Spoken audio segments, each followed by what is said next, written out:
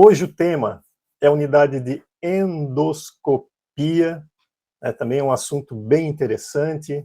É um serviço, é uma unidade funcional que tanto pode estar localizado dentro de uma unidade hospitalar, ou dentro de um hospital, mas também é um serviço que ele pode ser, digamos, autônomo, estar localizado dentro de uma clínica com várias especialidades ou um estabelecimento específico para a realização desse tipo de procedimento. Isso já caracteriza que é um procedimento ambulatorial. Então, eu procurei alguns termos que definissem o que seria a endoscopia, para a gente começar a ter um balizamento. Eu costumo muito procurar no glossário temático do SUS, é uma publicação que fala da terminologia, ou da definição de vários termos que são utilizados na área da saúde. Então, nesse glossário, ele diz o seguinte, que a endoscopia é uma unidade funcional da imaginologia, então a RDC ela é separada em vários grupos, aí tem um grupo que ele é denominado como a imaginologia, e a endoscopia está ali dentro, faz parte da imaginologia. Essa unidade funcional é o local onde se realizam exames utilizando endoscópios. Então, a imaginologia, a principal característica da endoscopia é realizar exames utilizando os endoscópios, tá? Então, grava bem esse nomezinho, que a gente vai ver bastante a respeito dele. Tá? Então, endoscopia utiliza endoscópio. Bem, nós temos uma RDC, que é a RDC 6, de 2013. Tá? Então, além da RDC 50, a gente tem a RDC 6 de 2013, que faz parte daquelas RDCs complementares. Então, nossa, tem N RDCs complementares RDC 50. É importante que a gente também tenha o conhecimento dela, porque ali a gente também obtém várias informações, não informações dimensionais, mas informações relacionadas muitas vezes ao processo, ao serviço, como é que funciona o serviço, e isso a gente acaba juntando tanto a RDC como essa legislação para montar um conjunto de informações para que a gente possa projetar, que possa nos orientar. Pela RDC 6, que depois a gente também vai dar uma olhadinha nela, ela diz que a endoscopia realiza procedimentos endoscópicos de diagnóstico e intervencionista, ou seja, através desse procedimento é possível fazer uma avaliação do paciente, diagnosticar e também intervir quando necessário, realizar um procedimento terapêutico, com a utilização de equipamentos rígidos ou flexíveis. O que seriam esses equipamentos rígidos ou flexíveis? Os endoscópios, que a gente viu na definição anterior. Através de via de acesso ao organismo por orifícios exclusivamente naturais. Então, a endoscopia, através dos endoscópios, eles acabam fazendo atividade de diagnosticar ou fazer algum tipo de procedimento no paciente através dos orifícios naturais do organismo, que a gente vai ver depois na sequência. Digamos assim, gente, é um procedimento invasivo?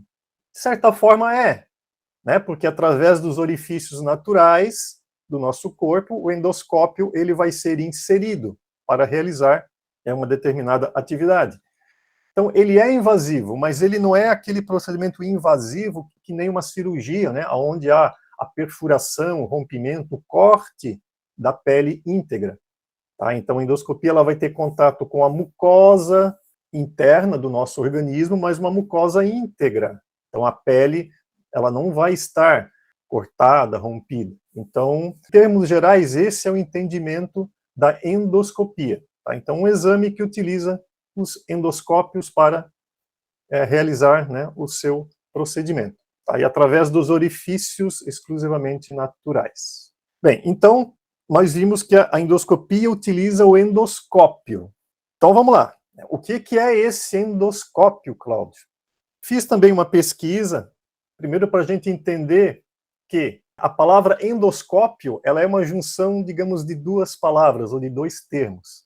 Primeiro, endo significa dentro. Então, tudo que tem o endo na palavra é algo que significa dentro, interiorizado, enfim, né, ele tem esse significado. E escópio tem um significado de olhar, visualizar. Significa você está olhando para dentro, né, olhando dentro de alguma coisa.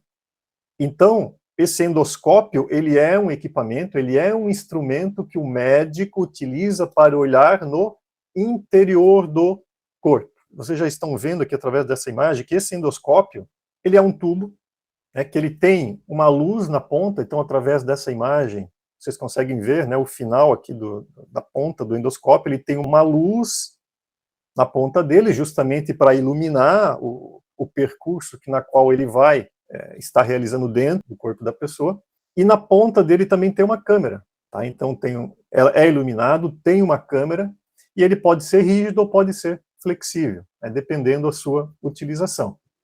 Então, através desse endoscópio, o médico ele consegue passar instrumentos através dele para realizar exames, ou diagnosticar eventuais alterações, colher alguns fragmentos para realizar uma biópsia e tratar eventuais problemas, realizando até pequenos procedimentos, né, alguma desobstrução, enfim, aí vai depender do quadro clínico do paciente.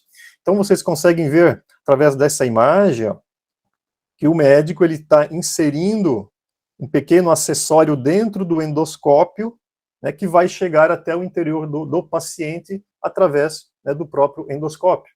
Então a gente conhece muito o endoscópio pela endoscopia, né, o exame mais tradicional, a endoscopia digestiva.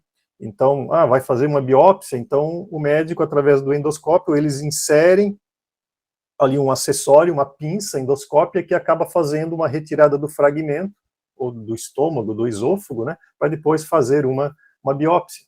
Tá? Então, e não só, né, retirada de fragmento, daqui a pouco pode injetar ar, água, algum medicamento ou contraste dentro do paciente. Isso vai depender muito do exame que vai ser realizado.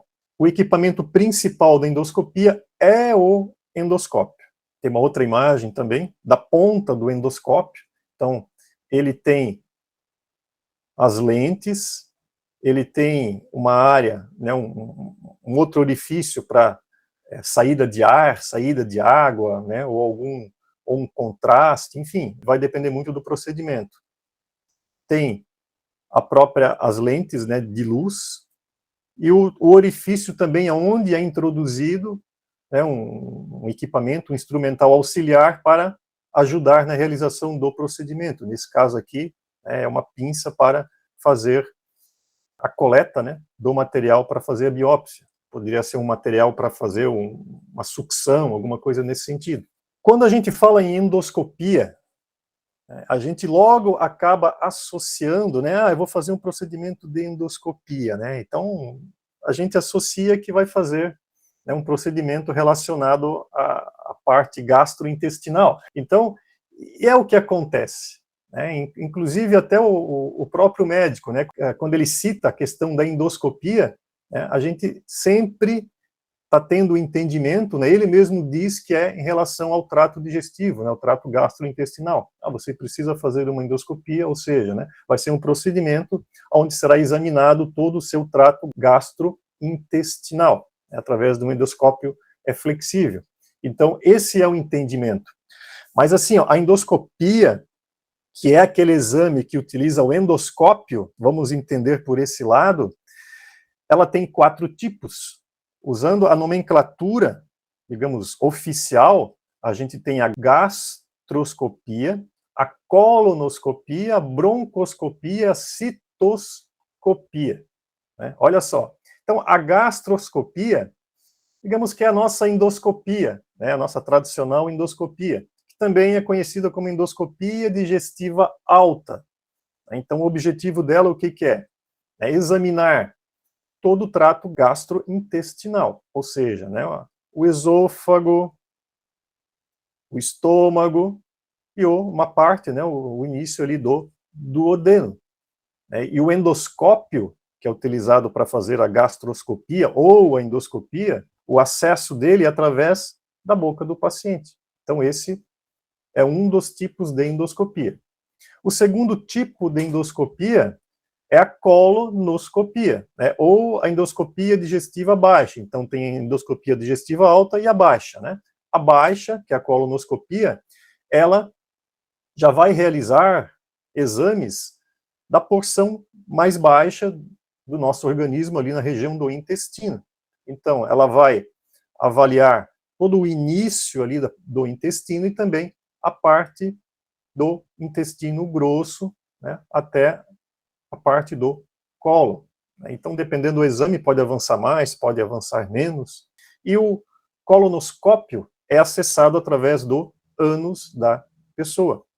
Tá? Então, a endoscopia tradicional, digamos assim, é gastroscopia e a colonoscopia. Geralmente esses dois exames eles fazem, né, na mesma sala. Tá? Então, uma unidade de endoscopia faz esses dois exames.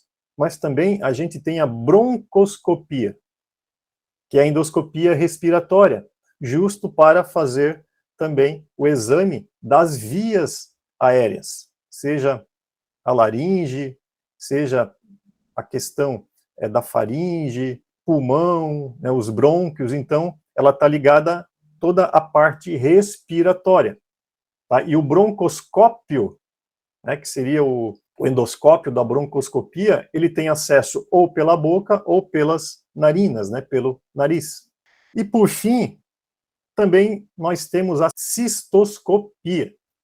Tá? Então, a cistoscopia ela é utilizada para fazer, ou melhor, para examinar a parte do trato urinário, né, seja a uretra, como também a bexiga, tá? E também nos homens, a própria próstata. Tá? Então, o cistoscópio, ele tem acesso ao corpo humano através da uretra. Então, assim, a endoscopia, ela é dividida nesses 4 exames. Tá? E é isso que a gente vai dar uma passadinha também na sequência.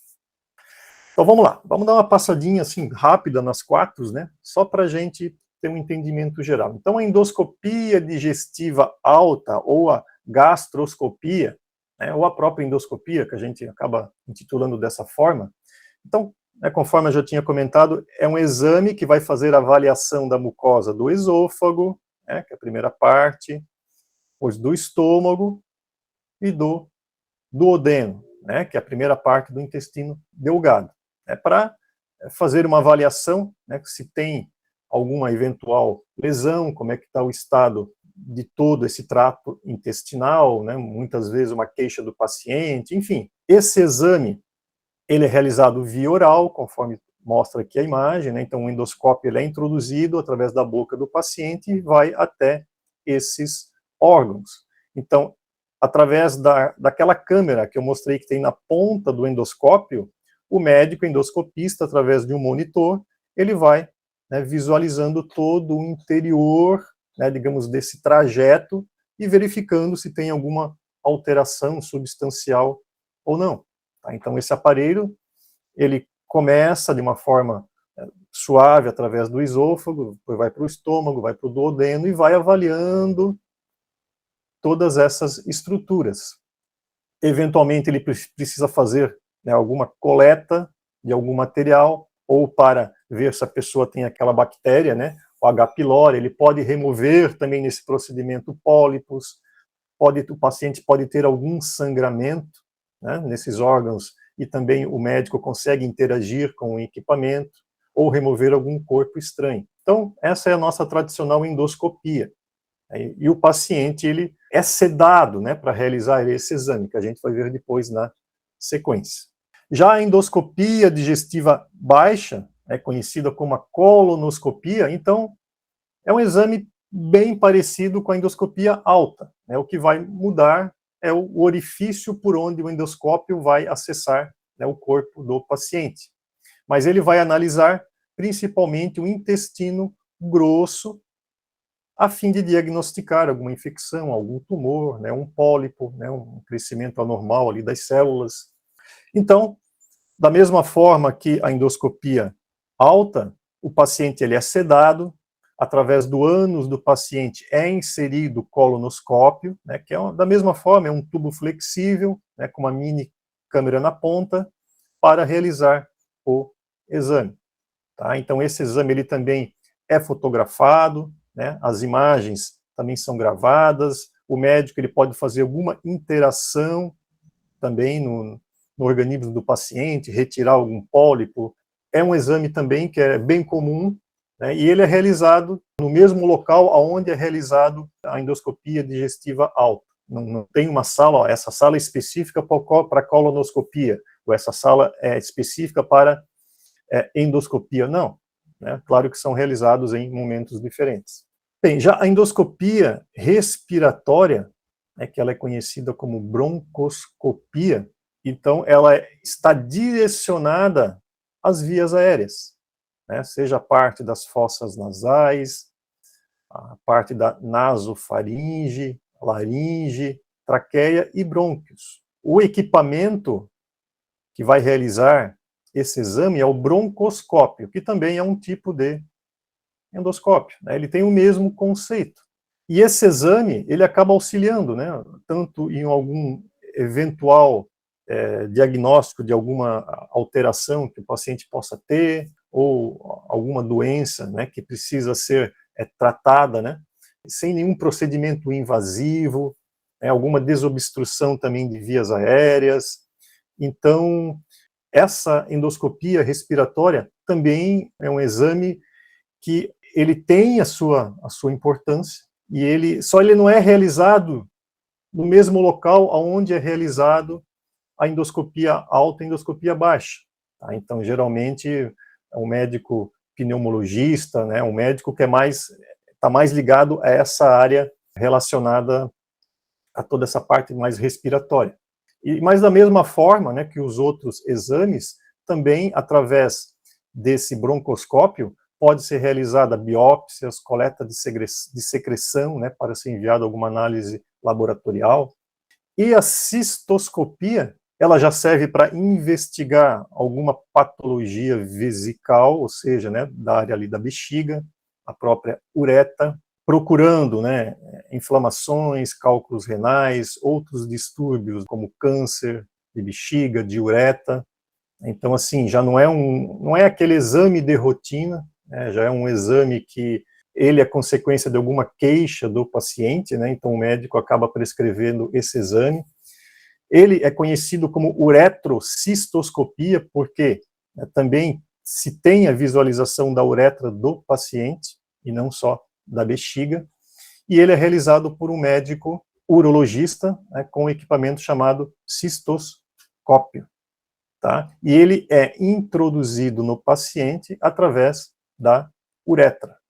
É um outro exame, né, que faz parte, digamos, do hall ali dos 4 exames que tem o mesmo conceito, digamos assim, da endoscopia, ou seja, utiliza um endoscópio para realizar, né, um determinado exame, através dos orifícios naturais do corpo humano. Ok? Então esse é o conceito. Bem, gente, então agora, entrando um pouquinho na legislação, que é a RDC 6 de 2013, que eu comentei anteriormente, ela acaba classificando os serviços de endoscopias em 3 tipos. Serviços de endoscopia tipo 1, tipo 2 e tipo 3. O que acaba diferenciando entre esses 3 tipos? A sedação que vai ser dada no paciente, né? O nível de consciência que o paciente vai estar ao realizar esse procedimento. O serviço de endoscopia tipo 1 realiza esses procedimentos endoscópicos sem sedação, que a gente vai depois ver na sequência, ou sem anestesia tópica, né, com ou sem anestesia tópica. Ou seja, na endoscopia tipo 1 não tem sedação e pode ter ou não anestesia tópica. Também depois na sequência a gente vai ver. Agora, o serviço de endoscopia tipo 2, ele realiza tanto os procedimentos do tipo 1, mas também ele realiza procedimentos endoscópios, onde o paciente ele vai ter uma sedação consciente. com medicação passível de reversão com o uso de antagonistas. Antagonistas são drogas que acabam, digamos, eliminando o efeito da sedação. Essa sedação, a gente vai ver depois na sequência, a sedação ela tem 3 níveis. E o nível mais baixo de sedação, que é essa sedação consciente, então ela acaba caracterizando a endoscopia tipo 2. E a endoscopia tipo 3, ela realiza os procedimentos tanto da tipo 2 como da tipo 1, e também qualquer procedimento endoscópio que tenha, independente do tipo de sedação leve, moderada, profunda, ou também uma anestesia um pouco mais forte, ou até uma anestesia geral. Tá? Dependendo do procedimento que é realizado da endoscopia, onde é realizado também alguma intervenção no paciente, né? Então pode ser realizado até em centro cirúrgico. Não é uma cirurgia, mas é uma endoscopia que vai ter uma pequena intervenção e vai ter o acompanhamento do anestesista. A endoscopia, de certa forma, é um exame ambulatorial, não precisa ser realizado em um hospital, pode ser realizado numa clínica, né, uma sala de exames que vai realizar esse procedimento. Dependendo do tipo de procedimento, pode ter o acompanhamento de um médico anestesista ou não, e também, dependendo do procedimento, é utilizado até equipamentos de raio-x para o acompanhamento do procedimento, né, para que o médico possa se orientar para fazer uma intervenção no paciente, tá? Mas não é uma cirurgia. Tá? Então, tem alguns tipos de procedimento que deixam a endoscopia, digamos, um pouco mais complexa, digamos assim, mas ainda é caracterizado a endoscopia porque é realizado através dos endoscópios. Bem, então, nós vimos anteriormente que as unidades de endoscopia, elas são classificadas em 3 tipos, e essa classificação varia conforme o tipo de anestesia ou sedação que é aplicada no paciente. A endoscopia tipo 1 é aquela endoscopia onde não tem nenhum tipo de sedação, ok, o paciente ele fica totalmente lúcido, mas pode ser aplicado ou não uma anestesia tópica, né, tópica ou anestesia local. Então, o que acontece nesse tipo de anestesia? Acontece um pequeno bloqueio, ou um bloqueio da sensibilidade em uma determinada região do corpo, onde é utilizado doses pequenas de substâncias anestésicas. E essa anestesia local, ela pode ser de uso, né, o uso dela pode ser tópico, ou seja, através de gel, através de spray, através de pomadas, ou por infiltração, né, por meio da injeção da medicação na pele, ou também subcutâneo. Tá? Então, essa anestesia, ela é administrada por médicos em diversas especialidades, e também na parte da odontologia. Consultório odontológico é utilizado essa anestesia local por infiltração. Você vai fazer uma obturação, geralmente, né, acaba anestesiando, a menos que seja uma obturação muito pequenininha, né?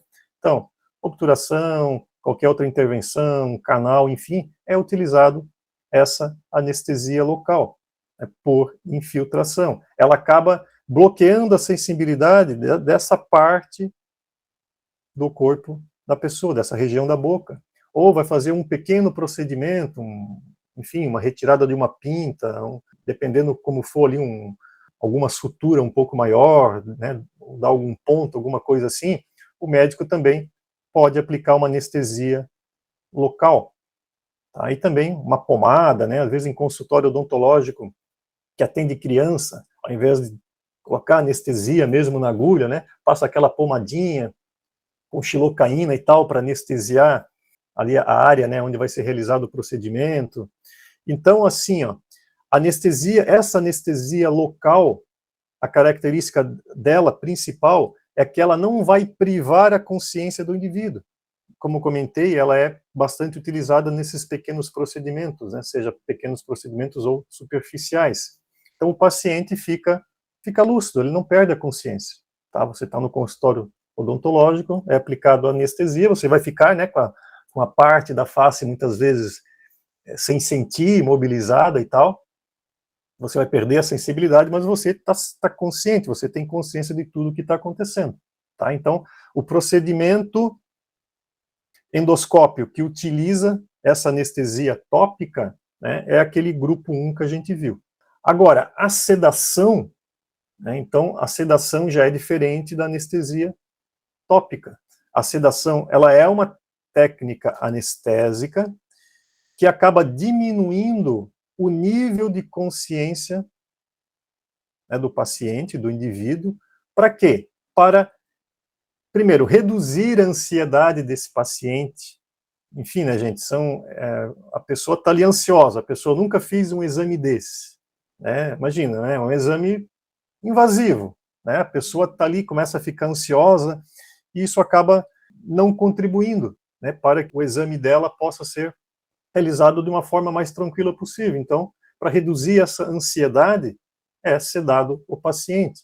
Crianças que não conseguem parar ali para realizar o procedimento, e também para dar um conforto a mais no paciente durante esse procedimento. Eles são desagradáveis. Poxa, tu vai fazer uma endoscopia, você recebe uma sedação, então, tanto tem uma anestesia tópica, né, você recebe um spray na garganta.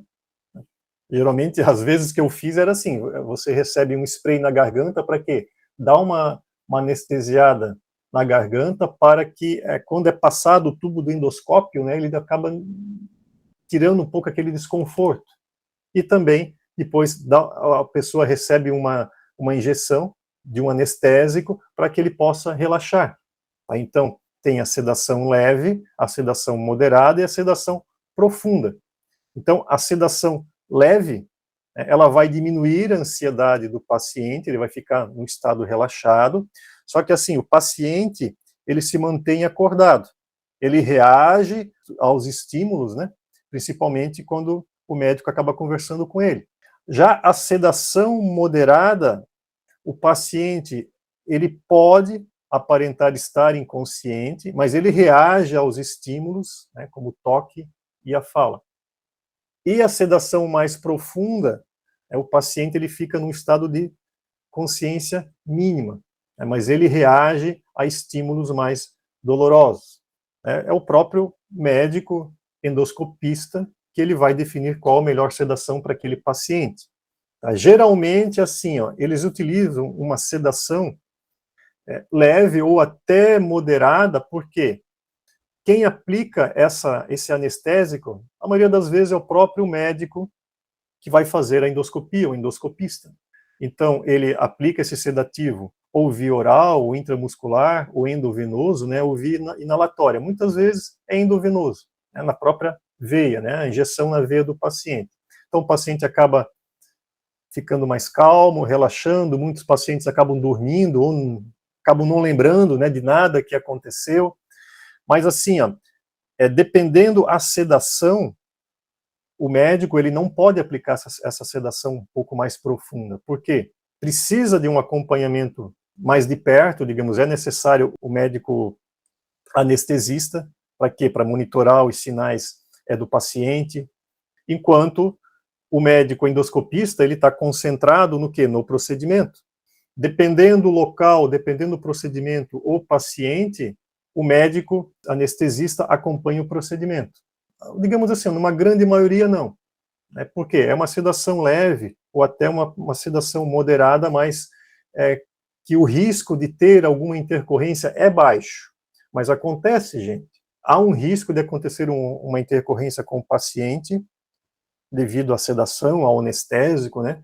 Ele ter algum choque, enfim, alguma reação a esse medicamento, e o estabelecimento precisa estar preparado para dar assistência a esse paciente. Quando esse exame não é realizado dentro de uma estrutura hospitalar, que tem toda uma retaguarda, esse estabelecimento ele tem que dar plenas condições para que esse paciente ele possa ser estabilizado e encaminhado para, né, um outro estabelecimento de referência, né, que é no caso um hospital.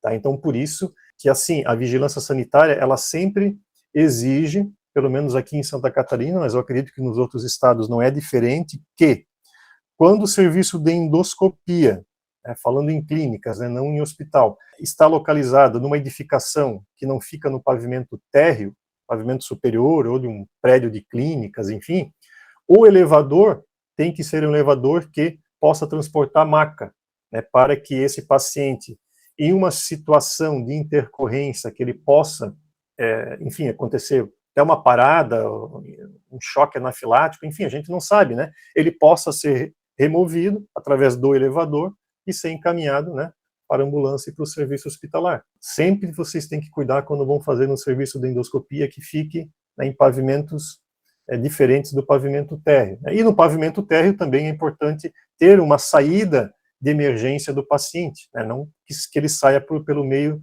da recepção. Tá? Então tudo isso a gente tem que pensar quando vai fazer um serviço desse, que não fica, né, em um hospital. Então nós já vimos que o equipamento que realiza esse exame de endoscopia, né, é o endoscópio, né, são os endoscópios. E assim, gente, esses endoscópios, né, eles não são equipamentos descartáveis, né, são equipamentos que são reprocessados. Só que da mesma forma, né, que uma CME, ela vai reprocessar todos os materiais que são utilizados na assistência ao paciente. Os materiais que são utilizados em procedimentos invasivos, são os artigos críticos que a gente diz, né, principalmente em procedimentos cirúrgicos, para que eles sejam reprocessados e reutilizados em outros procedimentos de outros pacientes, eles precisam ser esterilizados, ou seja, né, que seja eliminado 100% de qualquer tipo de bactéria, né, vírus que possa estar nesse material. Então, eles são esterilizados pelo fato de serem artigos críticos, né, que são utilizados em procedimentos cirúrgicos. Os endoscópios, eles não são artigos críticos, tá? Eles são artigos semicríticos. Por quê? Eles não têm contato direto com a pele não íntegra do paciente, né? Eles não realizam um procedimento cirúrgico, né? Eles têm contato com a mucosa, é a mucosa interna do paciente, mas é uma mucosa íntegra. Não é realizado nenhum corte, né, no organismo do paciente com o endoscópio, com exceção, gente, daquelas pinças que são introduzidas dentro do endoscópio para coletar o material do paciente. Tem que coletar o material para realizar a biópsia, né? Então, o médico ele introduz esse acessório dentro do endoscópio, ele tem uma pequena pinça na ponta, né? Então, essa pinça, sim, se essa pinça não for descartável, aí ela tem que ser esterilizada, para depois ser utilizada novamente, né, para realizar a biópsia em outro paciente. Mas o endoscópio em si é um artigo semicrítico. Tá? E artigos semicríticos, eles não precisam ser esterilizados, eles precisam apenas passar por um procedimento de desinfecção. Tá? E o procedimento de desinfecção ele pode ser de alto nível, de médio nível e de baixo nível. E no caso dos endoscópios, é uma desinfecção de alto nível, ou seja, ele elimina quase a totalidade dos micro-organismos, com exceção de alguns esporos, tá? Que é uma forma, digamos, vegetativa de bactérias mais resistente, que daí só com a esterilização. Para realizar a desinfecção de alto nível, o que se utiliza? A imersão desse endoscópio, desse artigo, em um produto químico. Esse material ele fica em imersão no produto químico por um determinado tempo, né? 30 minutos, 20 minutos, vai depender também do produto químico que é utilizado, e aí sim vai eliminar possíveis bactérias, vírus, enfim, tudo aquilo possa trazer algum dano para o paciente. Como ele não realiza procedimento invasivo, não precisa ser esterilizado. Os endoscópios, eles precisam passar por um processo de desinfecção de alto nível. E para realizar esse processo, é necessário um ambiente, uma sala para realizar esse processamento. Então, a RDC 06 de 2013, a RDC 50 também fala nisso, tá, gente? Depois a gente vai dar uma olhadinha. Ela diz o seguinte, assim, no seu artigo 18. Ela fala de alguns ambientes mínimos que tem que ter, né, no serviço de endoscopia, como uma sala de recepção de pacientes, sala de consultas e procedimento, uma sala de recuperação. Mas o que nos interessa agora é esse item 4. Sala para processamento de equipamentos, acessórios e outros produtos para a saúde. Ou seja, uma sala para que possa ser realizado a desinfecção desse equipamento. Ela coloca exceto para os serviços de endoscopia tipo 1. E no parágrafo único, olha só, gente, isso aqui é importante. Ele diz o seguinte, ó, caso o serviço de endoscopia utilize no processamento produtos químicos para desinfecção de alto nível, que é o que se utiliza, independente da classificação do tipo do serviço, a limpeza e a desinfecção devem ser realizadas obrigatoriamente na sala de processamento. A RDC 06 ó, deixa bem clara que assim, ó, sala para realizar o exame de endoscopia é para realizar o exame de endoscopia, que deve ser diferente da sala para realizar o processamento do endoscópio. Então tem que ter uma sala para processamento. O processamento não é realizado dentro da sala de endoscopia. Então tem que ter uma sala específica para realizar esse processamento, independente se tenha uma sala só, ou duas, ou três, enfim. Esse entendimento é importante que vocês tenham. Lá na RDC 50 está um pouquinho diferente, que a gente já vai ver. Mas é esse o entendimento que a vigilância sanitária ela nos passa. Não sei se em algum estado a vigilância está permitindo que o processamento seja dentro da sala, mas pela RDC 6 não pode. Tem que ser em ambiente separado. E a gente vai ver o seguinte, ó, que essa sala de processamento, a RDC 6, ela passa algumas características.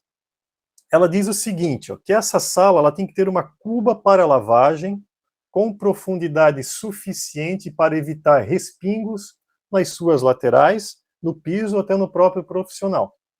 Mas ela não diz quantas cubas tem que ter. Ela não diz se tem que ter 2 cubas, 3 cubas. Ela não fala qual é a profundidade. Ela só diz que tem que ter uma cuba para lavagem com a profundidade suficiente. Ela só diz isso. Também ela cita que a bancada tem que ser lisa, impermeável, né, mas já é aquilo que a gente preconiza, né, para o tratamento de superfície aí dos estabelecimentos na área da saúde. Né? Tem que ser liso e permeável, né? No mínimo tem que ter essas características. É importante também que tenha um ponto de água que atenda os padrões de potabilidade e sistema de climatização. Falando do sistema de climatização, a própria RDC 6, no seu artigo 26, ela também passa alguns parâmetros, gente. Eu só não fiz a comparação com a nova NBR 7256, se tem algum parâmetro lá que conflita com esse. Essa analogia eu acabei não fazendo, mas eu ainda quero fazer, depois eu coloco lá no grupo para vocês. Até porque a 7256 é de 2021 e a RDC 06 é de 2013, para ver se ela também tem algum parâmetro específico para a sala de processamento da endoscopia. Se ela não ter, a gente segue esse. Se ela tem um mais restrito, segue aquele lá. Mas o que ela cita, né? Que tem que ter uma vazão mínima de ar de 18 metros cúbicos por hora por metro quadrado, porque né, tem produto químico ali dentro. Né, tem produto químico onde o material vai ficar imerso, então tem que ter sistema de exaustão. E ela também cita que tem que ter uma pressão negativa, tá, de 2,5 pascal. Mas isso aí depois é uma questão do próprio engenheiro mecânico, né, se for o caso, calcular. Mas ela cita também pressão negativa. E exaustão. Tá? Exaustão também é do ar com a descarga para o exterior. E ela fala que o ar de reposição pode ser proveniente dos ambientes vizinhos. Tá? Mas, enfim, essas são algumas características de tratamento de ar que estão aqui na RDC 6, tá? Só pelo fato de ter produtos químicos dentro dessa área. Eu acabei procurando algumas imagens, né, de sala de processamento, só para a gente, né, começar a ter um entendimento. Essas imagens não são de projetos nossos, né, eu até não encontrei imagens assim que tivessem, conseguisse pegar detalhes, né, para mostrar para vocês, então eu acabei pegando na internet algumas imagens, só para a gente começar a ter um entendimento, ver, fazer algumas analogias, né. Então, ó, nessa imagem da esquerda, nessa sala de processamento, foi colocado 3 cubas, e 3 cubas bem profundas. Uma bancada lisa, né, de um material impermeável. Nessa outra imagem também tem 3 cubas. né? Uma delas aqui é fechada, com certeza é aquela cuba onde vai ficar imerso, né, o material no produto químico. Essa geralmente é um padrão que se utiliza aí nas clínicas de endoscopia. Mas, gente, assim, ó, depois eu vou mostrar alguns projetos para vocês. A gente vem utilizando geralmente 2 cubas ao invés de 3 cubas. Aí o cliente fala para nós, não tem necessidade de 3 cubas, 2 cubas para nós é suficiente. E a legislação ela não obriga que tenha que ter número X de cubas, né? A menos que o município tenha alguma portaria, alguma coisa que acaba especificando isso. Até porque, gente, assim, ó, tem equipamentos que eles fazem também toda essa parte do reprocessamento, né? Até vou mostrar para vocês aqui na sequência. Tem equipamentos que já fazem da forma automatizada esse processamento, né? Ou seja, a parte da desinfecção de alto nível. Claro que a parte da lavagem, isso aí é tudo manual, tem que ser feito manual ali nas cubas e tal, né? Escovação, tem que abrir, o endoscópio ele é cheio de orifícios, né? Então tem todo um procedimento de como fazer esse processo de limpeza. Mas depois, para realizar a desinfecção, que pode ser manual, ou seja, né, uma cuba ou um Tupperware, né? Tem muito estabelecimento que utiliza aquela caixa plástica e deixa o material de molho ali, em vez de uma cuba. Mas também tem esses equipamentos automatizados. Tem de bancada, tem outros que não são de bancada. O que eu já percebi, assim, essa parte do processamento do endoscópio, isso vai muito do estabelecimento. Tá? Já teve clínicas que falaram para nós que eles não gostam de utilizar esses equipamentos. Então isso vai muito do estabelecimento, qual a forma que eles vão utilizar para fazer essa parte da desinfecção. Vamos trabalhar só em cuba, vamos trabalhar com equipamento, vai ser um equipamento maior, equipamento menor. Com essas informações, a gente depois atualiza o projeto. O projeto vai para vigilância, eu não conversei ainda com a clínica, né, ou com o serviço que vai utilizar aquele espaço, a gente faz uma solução padrão, faça uma bancada com 2 cubas e pronto. A vigilância aqui nunca criou problemas em relação a isso. Mas depois, quando a gente vai fazer a parte executiva, a gente entra em detalhe com a empresa que vai operar, né, aquela área, a gente pode ter um contato ali com uma enfermeira, né, que possa nos passar uma informação um pouco mais precisa, aí a gente detalha, né, entra mais em detalhes conforme o processo que eles vão realizar para fazer essa desinfecção dos endoscópios. Então, assim, eu entendo que não tem uma regra, tem que ser assim, gente. Não, a gente vai se adequar conforme, né, os processos que o serviço que vai utilizar aquele espaço, né, vai utilizar. Tá? Então, a gente acaba fazendo dessa forma. Os endoscópios, depois de passarem pelo seu processamento, né, então eles passam pelo processo de desinfecção de alto nível, e depois eles são secados, tá? Eles têm que ser secos. Depois eles são armazenados, e o armazenamento tem que ser na vertical, nunca na horizontal. Então, esse armazenamento também varia de estabelecimento para estabelecimento. Tem estabelecimentos que utiliza, tipo esse armário, ele é específico realmente para os endoscópios. Ele tem um sistema também de ventilação interno, né? Evita a questão da umidade. Também tem, eu até encontrei essa imagem na internet, eu achei interessante, eles fizeram esse armário para suporte dos endoscópios. Cada estabelecimento tem uma forma de armazenar esses endoscópios, seja uma forma mais personalizada, digamos que nem essa, ou adquirindo esses armários, né? Esse aqui é um armário simples, com uma porta só, tem armários duplos, armários um pouco maior, para guardar esses equipamentos, né, antes do uso, né, no paciente.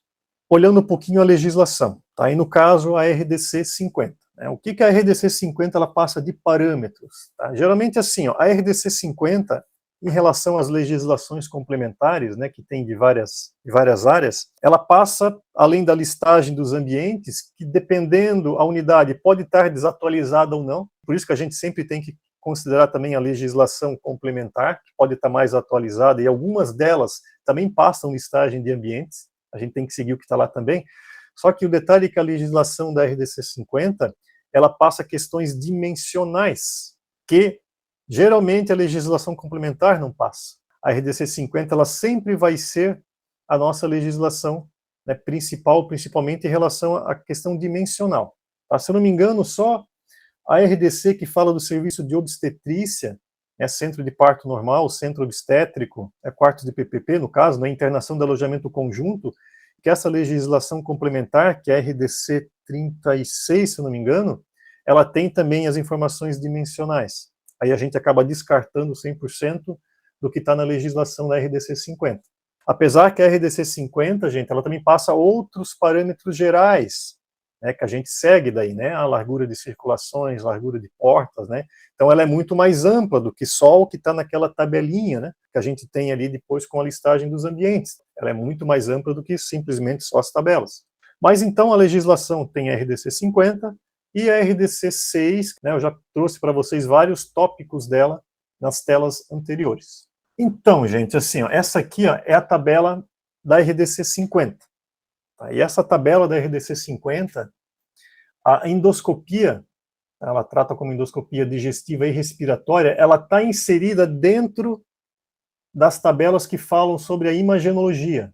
Tá? Então, aquelas tabelas, tem umas 3 ou 4 páginas da RDC 50 que fala da imagenologia, ou seja, ela fala da parte de raio-x, ultrassom, ressonância magnética, até hemodinâmica, está tudo dentro dessa área. E também a parte da endoscopia. Tá? Então, nessa tabela, ela fala de alguns ambientes específicos, mas ela não fala dos ambientes de apoio.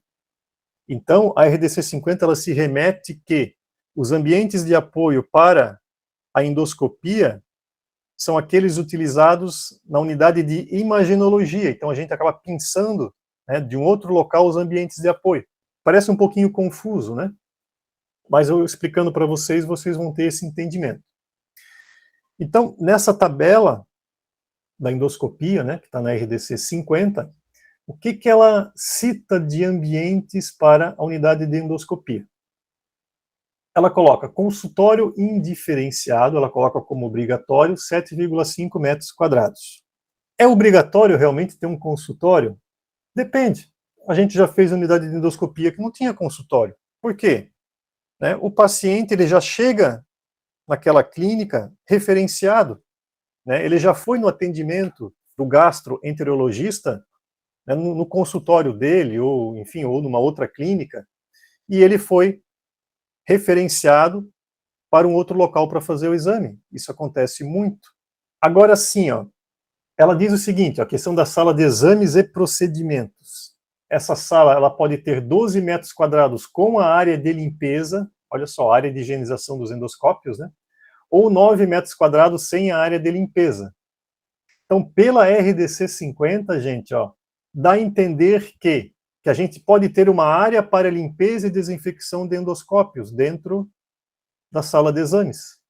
Tá? Talvez com exceção daquele consultório que faz esse exame de endoscopia mais voltado para as vias aéreas, que nem aquele procedimento que eu comentei com vocês, talvez, nesse caso, a vigilância até permita, mas a endoscopia tradicional, né, a colonoscopia, a gente tem que ter uma área separada, conforme está lá na RDC 6. E aqui na RDC 50, ela deixa claro que pode ser no mesmo ambiente.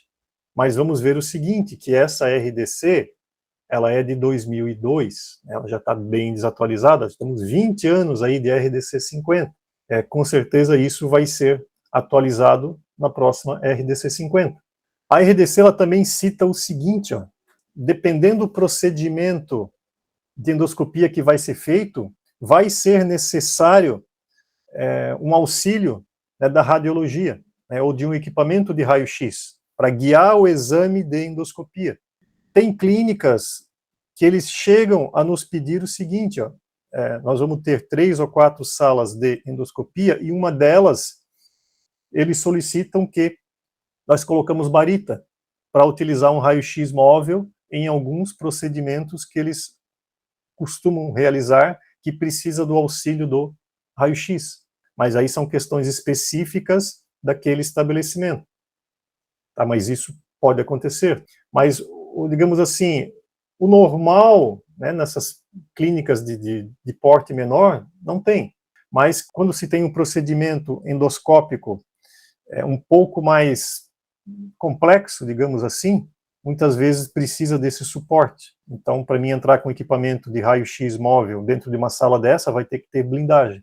Depois, a RDC ela cita a sala de recuperação, E a sala de recuperação, ela passa também alguns parâmetros mínimos, que é aqueles parâmetros que a gente já conhece, né, de outras unidades, que é aqueles afastamentos mínimos entre leitos, entre poltronas. Então ela coloca 80 centímetros entre leitos e parede 60 centímetros, né, e um espaço suficiente para passar a maca no pé do leito. Ah, mas Cláudio, mas é leito ou é poltrona? Depende. Depende do estabelecimento. Mas no mínimo você tem que ter uma maca, né? Eu falei leito, mas no mínimo você tem que ter uma maca dentro da sala de recuperação. Mas vai depender muito também do estabelecimento. Assim, ó, já teve estabelecimento que eles pediram uma quantidade maior de maca do que de poltronas. E outros estabelecimentos, menos maca e mais poltronas. Então, gente, isso depende.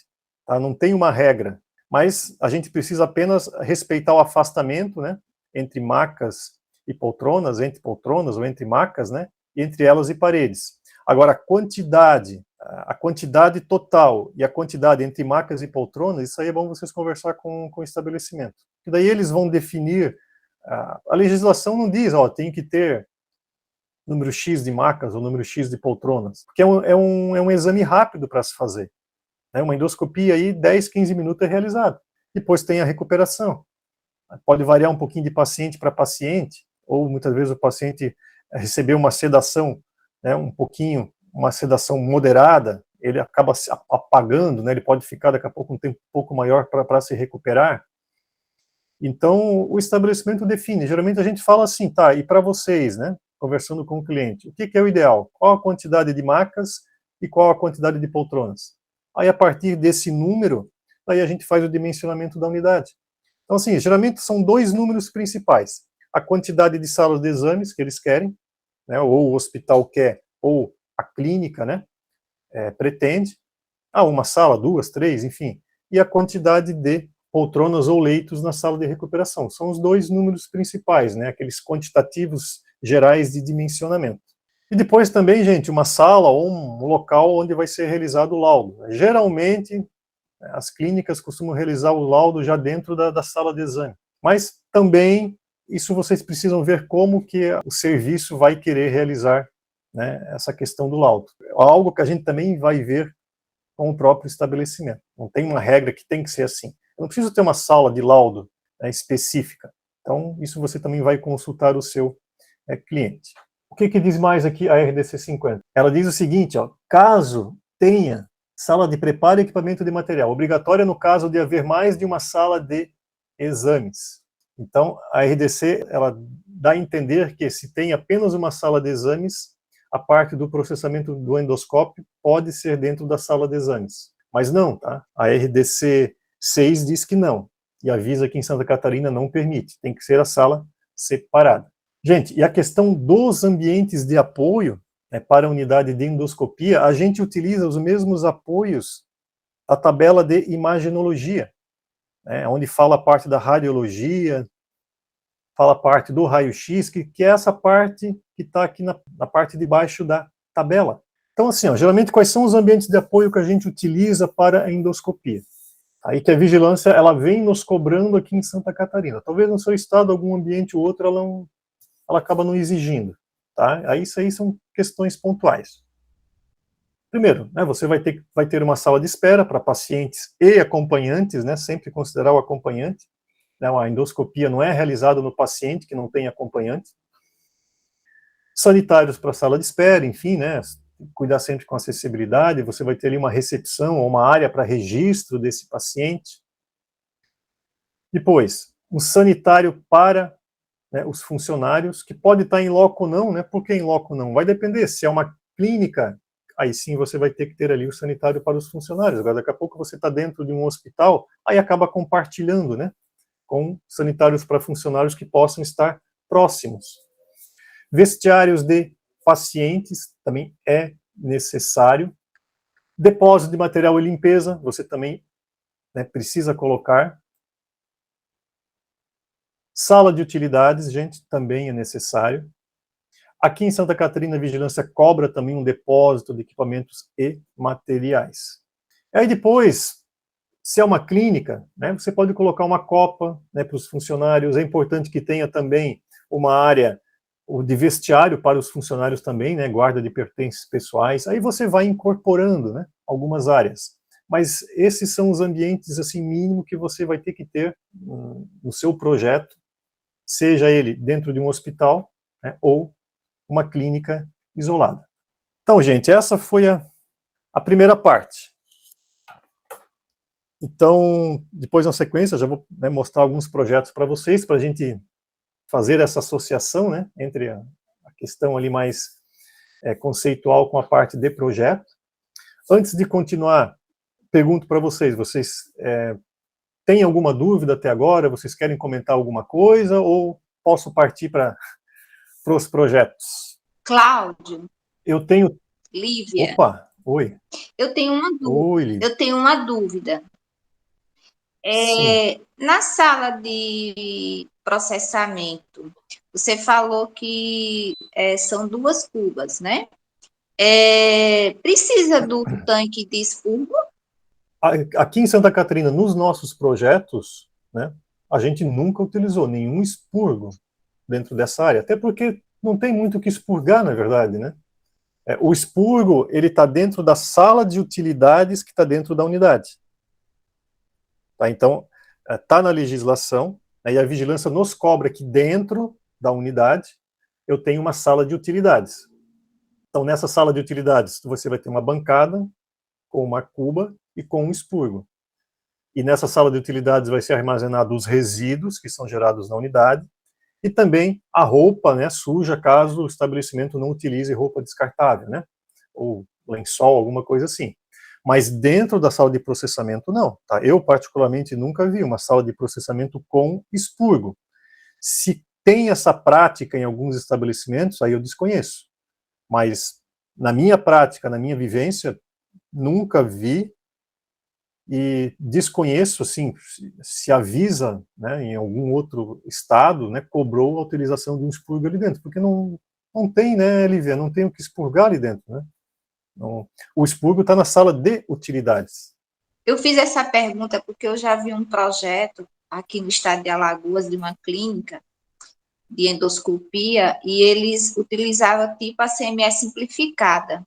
Aí tinha a sala de lavagem, guichê para a sala de, como se fosse de esterilização, né? Mas na verdade era para a desinfecção, né?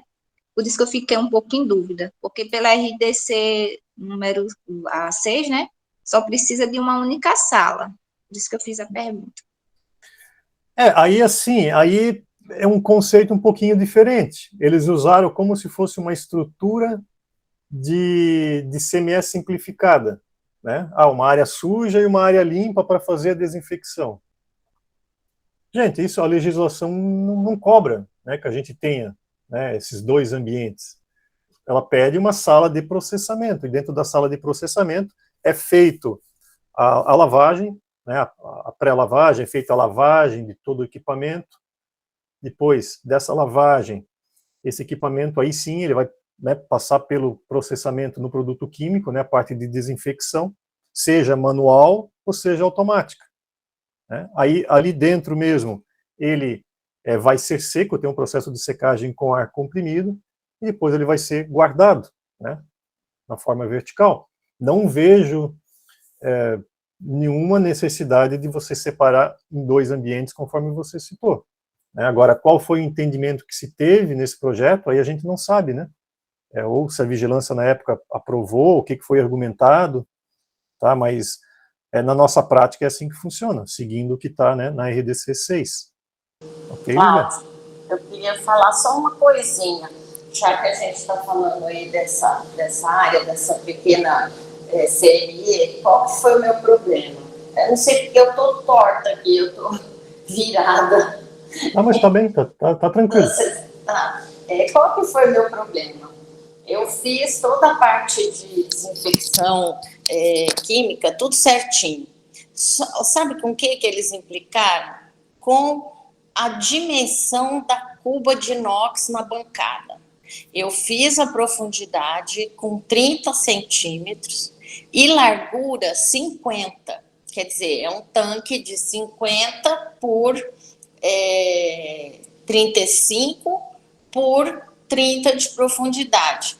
As enfermeiras lá da vigilância aqui da minha cidade falaram que não cabe o endoscópio, que vai pingar água fora. Eu estou quase mandando, por minha conta, fazer uma cuba maior, de 60 centímetros. E custa caro, eu vou ter que chamar o cara do inox, entendeu? Sabe aquelas coisas assim que procura pelo em ovo? Aí eu falei para ela assim, mas então me mostra em qual RDC, em qual norma tem o tamanho exato de uma cuba de limpeza aí, né? Que é a primeira lavagem, né? Aí põe na cuba lá de Tupperware, né? No enzimático, depois lava de novo e seca. O fluxo do meu espaço de processamento estava certinho. O problema foi o tamanho, a largura. Eu falei, gente, e o médico foi junto comigo e ele falou, não, a gente consegue limpar muito bem. Então, o pessoal aqui chega num nível que eu acho que extrapolou. Se vocês todos aí, você principalmente, souber qual o tamanho ideal dessa cuba, se tem algum RDC, porque, olha, eu procurei do quanto foi matéria sobre isso, inclusive da Sociedade Brasileira de Endoscopia. Todas as cubas que são apresentadas são pequenas, são rasas e estreitas, entendeu? Porque o endoscópio enrola, né? Então, eu falei, gente, eu não entendi até agora. Sabe quanto tempo que esse projeto está lá? 1 ano. Então, o médico quer me matar, né? É uma coisa que, tudo bem, que na Visa está há menos tempo. Mas mesmo assim, uma má vontade, é uma perseguição, eu não sei por quê. É isso só, viu? Minha dúvida. Assim, realmente, o tamanho exato da cuba na legislação não tem, né? A gente não... Não tem, né? Sim, é 50. Mas 50, se você pegar a cuba de cozinha, vamos falar assim, uma cuba número 2, acho que é 50. Não é tão pouco 50. Então, o médico, sabe o que ele resolveu fazer? Um filme com a funcionária dele limpando o endoscópio e levando lá. Um absurdo, né? Mas tudo bem. Pode seguir. Obrigada. O que diz a RDC 6, né? Essa questão da cuba. Ela fala apenas uma cuba para lavagem, com profundidade suficiente para evitar respingos em suas laterais, no piso e no profissional. Então, assim, a profundidade tem. Não, talvez não tenha, mas quanto mais que 50, 60, eu estou quase mandando fazer outra cuba, pagando do meu bolso, entendeu? Fazendo uma reforma no balcão de inox, entendeu? Para essas fulaninhas me darem sossego. Olha, é revoltante, porque 50, depois vocês medem aí 1 hora, não é tão pouco assim. Então, olha o nível E a moça discutiu comigo. Aí eu falei, então você me mostra onde que está escrito. Se você me falar onde está escrito, até hoje, já faz 2 meses que ela foi lá, eu fui lá fazer essa consulta, né, presencial, com o dono da clínica, e até agora ela não me falou o tamanho. Então, quer dizer, parece que é má fé também, né? Não é possível. Aí assim, né, Gisela, a gente entra naquelas particularidades de cada vigilância sanitária, né? Mas triste, aqui o pessoal é muito chato. O que acontece? Quando a gente vai aprovar um projeto, tem 2 etapas. Elaine, eu já vou liberar para você, tá? Tem 2 etapas. A etapa da aprovação, depois tem aquela etapa da fiscalização, né? Na etapa da aprovação, quando a gente faz o projeto na vigilância, a gente não especifica que a cuba tem tanto por tanto, né? Tu vai fazer o layout, coloca ali a bancadinha, o desenho da cuba, tem cuba, beleza? Mas a vigilância não pede qual é o tamanho dessa cuba, qual é a profundidade, não vai em lugar nenhum. Talvez, pode ser que algum profissional coloque e tal, mas... Me pediram para colocar 50 por 40 por 30, pois é. Quer dizer, eu acho assim que está sendo um pouco restritivo demais, né? Porque se o médico que que atende lá, ele fala que tá bom para ele, as práticas são dele, não sou eu que sou arquiteto, tem que falar o tamanho da cuba. Achei meio estranho, mas desculpa, pode ir em frente. Não, vamos lá, estamos aqui para trocar informação, mas assim, se os procedimentos internos da clínica, né, estão adequados e a cuba atende, né, enfim, assim, são aquelas questões pontuais, difícil, né? Acho que não é perseguição, retaliação, sabe? Gente que só fica lá dentro quando vai fazer a visita. Isso aconteceu depois da visita, da fiscalização, né? Mas não acharam nada que tivesse errado. Estava tudo certo. Aí pegaram no pé do médico por causa do tamanho da cuba. Aí ele veio em cima de mim, né? Eu falei, então vamos arrumar isso aí, eu pago. Fazer o quê? Tem hora que a gente tem que ser firme e falar que assume, né? Aí eu falei, mas tudo bem, aonde que tá falando que tem que ser maior que isso? Ninguém sabe onde é que fala isso, não fala. A Elaine, ela levantou a mão, Elaine, não sei se tu queres... Desculpa, vou comentar... parar de falar. Não, é que assim, a Elaine, ela é analista da vigilância sanitária, então talvez ela tenha uma visão, né, mais específica, um pouco mais pontual em relação a esse assunto. Tá, Elaine, se tu quiseres comentar, fica à vontade. Estão me escutando? Opa. Boa noite. Boa noite. Opa, sim.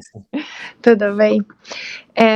Em relação ao dimensionamento, processo de trabalho, creio que tem que estudar sempre caso a caso e qualquer argumento, né, independente de quem estiver analisando do órgão, é sempre bom justificar, detalhar ali o processo de trabalho, né, para que possam analisar caso a caso, se precisarem, tem as equipes de apoio, né, de outros setores também de vigilância, mas se explicar, né, justificar sempre algum caso que pode, por exemplo, contrário à norma, justificar o processo, né, aí eles vão ter que analisar. Em relação à sala de processamento de endoscopia ali, que a nossa outra colega ali apontou, em ser uma CME, creio que pode ser na clínica, podem ser realizados processamentos de outros materiais, né, além de endoscópios. Daí, nesse caso, deveriam ter pedido dali a CME, pode ser o caso, né. E também tem a endoscopia nasal, né, que é realizado por otorrinolaringologista, que são os endoscópios rígidos, né, que é um outro tipo de endoscópio, além desses os flexíveis que o Cláudio apresentou. Acho que era isso que eu queria contribuir. O que a gente vem fazendo muito, né? É claro que em clínicas isoladas não acontece isso, mas como a Elaine falou, dependendo da clínica, pode ser que eles realizam também outros procedimentos, pequenos procedimentos, ao invés de só endoscopia, aí eles vão precisar de uma esterilização, uma CME simplificada, né, para fazer também a esterilização de algum instrumental que eles possam realizar, né, em algum outro procedimento. Aí justifica ter a CME simplificada, né? E a gente vem fazendo muito também quando o serviço é em hospital, colocar a sala de processamento dentro da CME. Tá? Então isso acontece muito agora nos hospitais, que daí ao invés de ficar junto ao serviço de endoscopia, eles levam o processamento dos endoscópios para dentro da CME. Então fica todo o processamento dos artigos, fica tudo numa unidade só, né? Não fica separado. Mas isso também não tem a necessidade específica, depende do estabelecimento, cada caso é um caso. Tá? Então, assim, gente, não tem uma regra exata que tem que ser assim, é questão de vocês conversar com o estabelecimento, né? Existem essas situações, que nem a Gisela comentou, né? Então, enfim, a gente acaba, às vezes, tendo, né, esses entraves no projeto, mas agora, em relação a Gisela, tem que resolver, conversar, ver como fazer, né? E talvez os próximos projetos de endoscopia já sabe, a luzinha já acende que, opa, vamos deixar melhor essa questão aí das cubas para a gente não ter problema. Nossa, vou fazer cuba gigante, não é possível. Ai, Então, meu Deus, mas vamos em frente. E o pior é que o resto todo não tinha problema nenhum. Só pegar no pé do tamanho da cuba. O médico falou que estava bom, mas tudo bem, né? Faz parte. Vivendo e aprendendo, né? Isso, a gente às vezes passa por umas dificuldades dessa, mas assim, pensa que é uma experiência, é um outro aprendizado que você está tendo em relação a essa situação pontual. Né? É verdade. Eu acho que a gente tem que olhar por esse lado, né? Então vamos lá, gente. Agora eu vou mostrar para vocês. Vamos apresentar aqui eu tenho 3 projetos de unidade de endoscopia, que eu já vou passar aqui na tela. Espera aí. Esse primeiro projeto é uma clínica de endoscopia. Ela fica em uma edificação comercial, né, mas que tem várias clínicas, vários estabelecimentos, né, de diversas especialidades. E em um determinado pavimento foi implantado uma clínica de endoscopia. Vou dar uma passadinha geral, só para vocês verem como que foi projetada essa clínica. Essa clínica ela foi aprovada pela Anvisa aqui em Santa Catarina e já foi até executada, já está em funcionamento. Vocês vão ver que é bem simples. Ela tem uma sala de espera, né, de pacientes e acompanhantes, então tem o elevador que vai chegar nesse pavimento, através de uma circulação do pavimento se chega à sala de espera. Então não tem um sanitário junto com a sala de espera, um sanitário geral, que vai atender também outras clínicas, né, que estão, ou consultórios isolados, né, que estão no mesmo pavimento.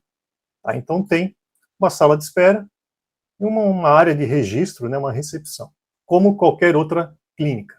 Internamente, vamos começar pelas salas de exames. Então, nessa clínica, tem apenas uma sala de exames de endoscopia, né? E nesse caso, quando a gente fala endoscopia, é endoscopia alta e endoscopia baixa. Sempre relacionam esses 2 exames, né? Daqueles que eu mostrei para vocês lá no começo. Então, a sala de endoscopia tem a mesa de exames. Eu costumo sempre indicar aqui um carrinho de endoscopia. Mas o que a vigilância vai olhar é a área, né, da sala e também questão do lavatório, né? Tem que ter um lavatório dentro da sala. A gente sempre costuma colocar uma bancadinha com computador já para fazer o laudo também. Uma porta de 1,10 m para entrar e sair maca, caso seja necessário. Sala de recuperação. Então, nesse caso aqui foi colocado uma maca e 2 poltronas. Tá? Uma maca, pelo menos, tem que ter, tá, gente? Não pode ter só poltrona. Algum paciente, né, que o paciente ele possa estar desacordado, né, então ele fica na maca, né, vai ficar na poltrona. Enfim, o outro paciente também, para dar um conforto maior, fica na maca. Ou pode ter só maca, se for o caso também. Então, dentro da sala de recuperação, é bom ter um pequeno postinho de enfermagem. Nesse caso, foi colocado também um consultório, né, consultório tradicional, né, uma área de anamnese, uma área de exames, né, lavatório. Então, essas são os 3 principais ambientes dessa clínica. A sala de exames, a sala de recuperação e o consultório. Tá? Já teve situações onde o cliente solicitou, puxa, eu posso fazer uma passagem direta da sala de exames para a sala de recuperação? E naquele projeto a vigilância aceitou. Então, foi feita uma passagem direta, claro, uma passagem com controle, né?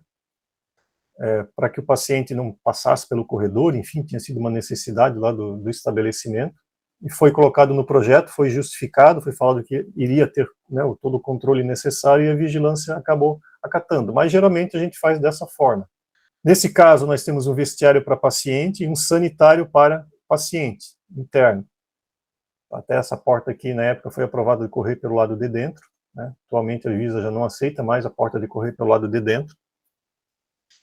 Então, sanitário acessível, vestiário.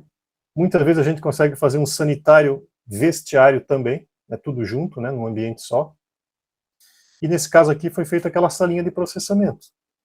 Sala com as duas cubas e o armário para guarda dos endoscópios. Né? Ficou uma sala bem apertadinha, mas para esse serviço aqui, que é uma sala só, já foi suficiente. Tá? Que até era uma área restrita, né? Não tinha a área cedida para colocar a clínica, era essa aqui, né? Então tinha que se virar e dar um jeito de encaixar nesse espaço. Tá? Então aquela sala de processamento dos endoscópios, sanitário e vestiário para o paciente. Ambientes de apoio. aquilo que eu comentei com vocês, é uma sala de utilidades, tem o expurgo, né, a sala de utilidades tradicional. Um expurgo, uma pia de lavagem, hamper para colocar roupa suja e a parte de coletores de resíduos. Um DML, sanitários, né, de funcionários masculino e feminino. Um depósito de materiais, depois um armário aqui para rouparias e um armário para guardar os pertences dos funcionários. Então, assim, é uma clínica bem pequenininha, né, então, praticamente o mínimo, né, é o que está aqui. Talvez pudesse não ter o consultório, né, mas os outros ambientes praticamente é o mínimo que você vai ter. Tá? Sala de espera, a sala de exames, de recuperação e processamento, depois alguns apoios, mas são os apoios mínimos. Gente, esse projeto ele já está dentro de um hospital, né? Então, a sala de endoscopia ela está localizada em um pavimento, que nesse pavimento tem vários outros exames, tá? Ela está localizada dentro do centro de imagens. Então, a endoscopia, que eu já vou mostrar para vocês, ela atende os pacientes internos, como também paciente ambulatorial, né, que chega através da sala de espera. Tá? Eu não vou dar uma passada nessa planta aqui, né, que não vem ao caso, mas só para vocês entenderem que a sala de endoscopia, o exame de endoscopia, está inserido dentro da estrutura. Então, se ele está inserido dentro da estrutura, ele vai utilizar os ambientes de apoio da estrutura, que não é uma clínica específica, né? É um serviço que faz parte, né, de um contexto maior. Então, nesse caso aqui, a endoscopia foi posicionada nessa parte aqui da planta baixa, né, bem nesse canto superior esquerdo do projeto. Então, aqui está a sala de endoscopia, né, da mesma forma, né, a maca de exames, o aparelho de endoscopia, um lavatório, uma mesa para o laudo, para realizar o laudo, e a sala de processamento. Como tem apenas uma sala de exame de endoscopia, a sala de processamento ela é uma sala, né, exclusiva para realizar essa atividade, mas ela tem o acesso por dentro da sala de exames. Tá? Por ter uma sala única, né? Claro que se tivesse duas salas de exames, aí eu não podia fazer o processamento acessando por dentro da sala. Né? Sala de endoscopia, sala de processamento, com duas cubas também, gente, ó, né? Mas assim, ó, como agora, para a vigilância sanitária, aqui em Santa Catarina, a vigilância ela não solicita nenhuma outra informação específica. Que tamanho tem essa cuba, né? No caso da Gisela, qual é a profundidade dela? Ela não exige nada disso. Ela só quer que a gente indique onde é que fica a sala de processamento, né, e o layout mínimo possível. É isso que a vigilância aqui em Santa Catarina exige. Aí a gente não se preocupa muito com isso nessa fase do projeto. Quando a gente entra na parte executiva, aí a gente começa a ver com o cliente ou o serviço que vai tocar essa parte da endoscopia, como é que eles querem trabalhar. Até porque, assim, eu não sei se eles vão querer utilizar aquelas processadoras automáticas, né? Se vão utilizar, se não vão utilizar.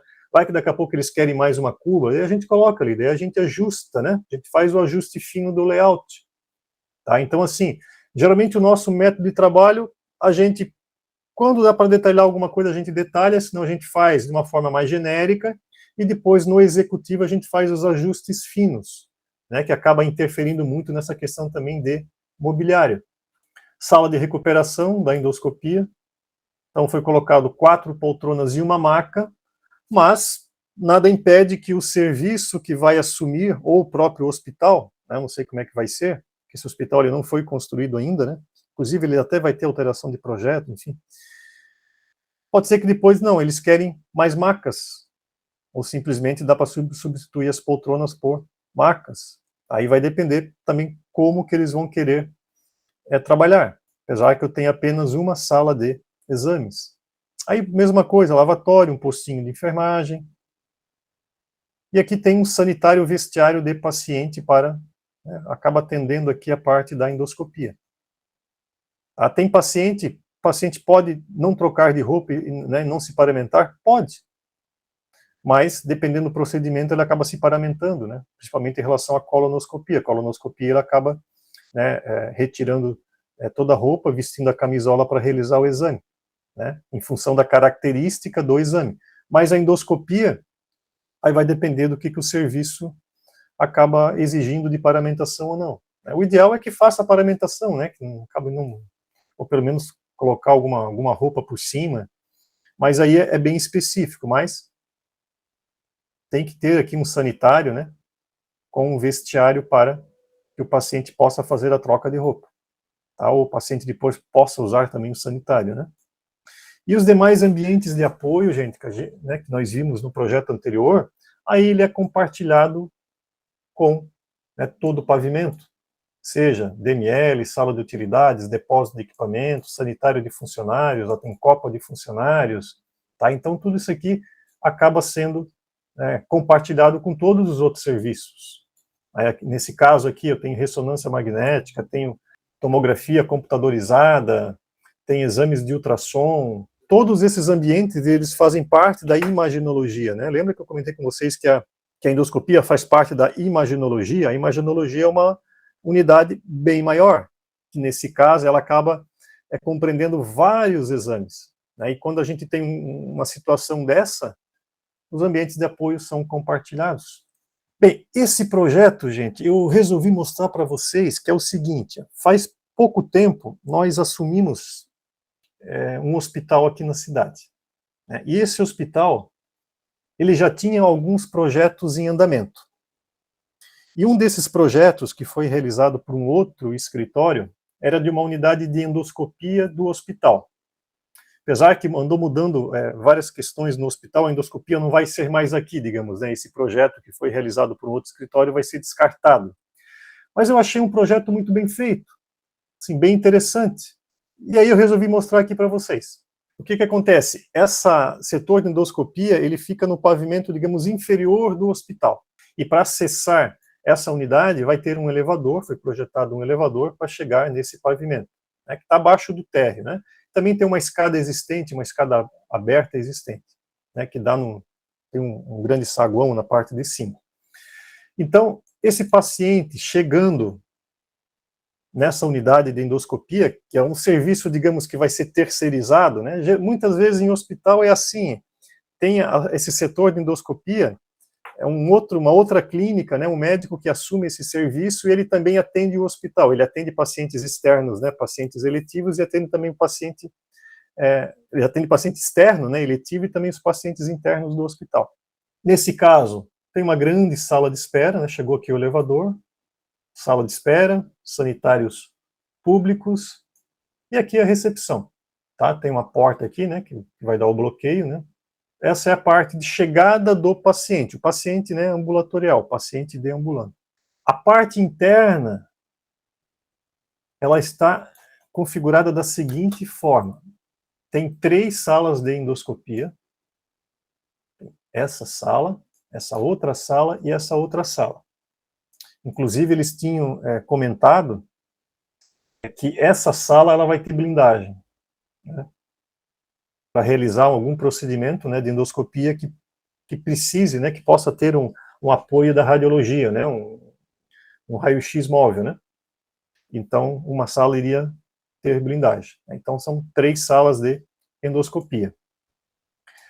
A sala de recuperação, olha só, ela tem já uma quantidade maior de macas e menor de poltronas, tá? Que foi, acredito eu, né, uma necessidade do cliente, né, na época quando foi feito esse projeto. Então, mais macas e menos poltronas, mas todas elas, né, tendo aqui o afastamento mínimo conforme está na RDC 50, né, que é 80 centímetros entre macas, ou entre macas e poltronas. Tá? E dentro desse ambiente, ó, tem um posto de enfermagem, né, lavatório, uma bancadinha aqui para serviços, né, sala de recuperação. O paciente saiu da sala, através dessa porta aqui, ele vai para a recuperação. Desse outro lado, tem vestiários de paciente, né, onde o paciente, ou ele vai fazer a paramentação, ou ele vai tirar a paramentação, né, tipo no pré-exame ou no pós-exame. Então, tem 2 vestiários de paciente. Então, tem outro acesso aqui para a sala, né, tem um pequeno hallzinho aqui com outro acesso para essa sala. 2 sanitários de funcionários, masculino e feminino, né, bem pequenininho, né, mas tem 2 sanitários. Olha só, nesse caso aqui, ó, a sala de processamento, eles fizeram, né, a sala onde vai ser feita a limpeza e a desinfecção. É uma sala bem grande, tem 2 cubas aqui também, ó, mas eu acredito aqui que eles vão usar algum equipamento também para fazer a parte automatizada, né, da desinfecção de alto nível. Tem um guichê aqui para passar a caixa ali com o endoscópio. E eles fizeram uma área anexa para fazer a guarda dos endoscópios, né? Então, foi colocado um guichê aqui, né, passa para cá e aqui é feita a guarda. Tem essa necessidade? Ter não tem, né? Se você for seguir a legislação, não precisa de uma área específica para guarda de endoscópios. Mas, aí é uma particularidade desse serviço. Tem 3 salas de exames, né? Então, imagina, eles têm que ter uma quantidade mínima aí de endoscópios, né, para fazer esse giro, né? Imagina, o exame é rápido, né, 10, 15 minutos o exame, então sempre tem que ter um endoscópio, né, disponível, e depois esses endoscópios precisam passar com todo esse processo, então eles têm um giro grande de endoscópio. Então acredito que essa sala, separar a guarda do endoscópio, foi uma solicitação da clínica para facilitar um pouco, né, o fluxo deles.